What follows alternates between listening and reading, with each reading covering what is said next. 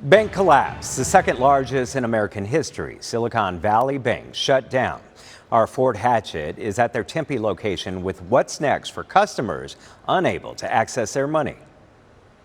Silicon Valley Bank was the nation's 16th largest, but after a rush of investor withdrawals, the bank has now collapsed. People are insured up to $250,000 on their accounts and things like that. There's probably money to pay out a lot of people, but it was really a shock to me. Wake up in the morning and all of a sudden, I heard yesterday something was going on in the bank, and all of a sudden it's taken over. SVB launched a $1.75 billion sale Wednesday to bolster their balance sheet, but the move spooked investors. It all works well until you have a bad day, and a bad day occurs when all of the depositors show up at once and want to take their money out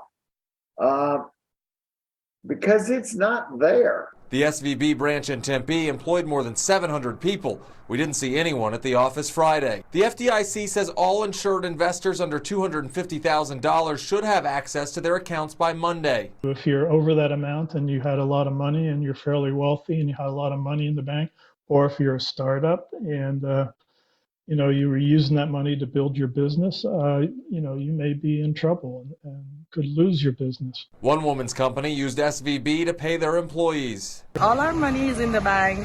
I don't know how we're going to do our payroll. I don't know what we're going to do now. SVB specialized in tech and venture capital, partnering with nearly half of all venture-backed tech and healthcare companies in the United States. It's a very specialized situation. They dealt in startups. Startups are a very risky business to begin with.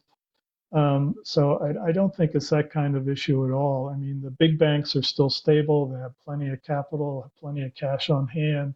And so we don't need afford to be running down to Chase or Bank of America or Wells Fargo and pulling our money out for fear that they're going to go under like Silicon Valley did. In Tempe, Fort Hatchett, ABC 15, Arizona.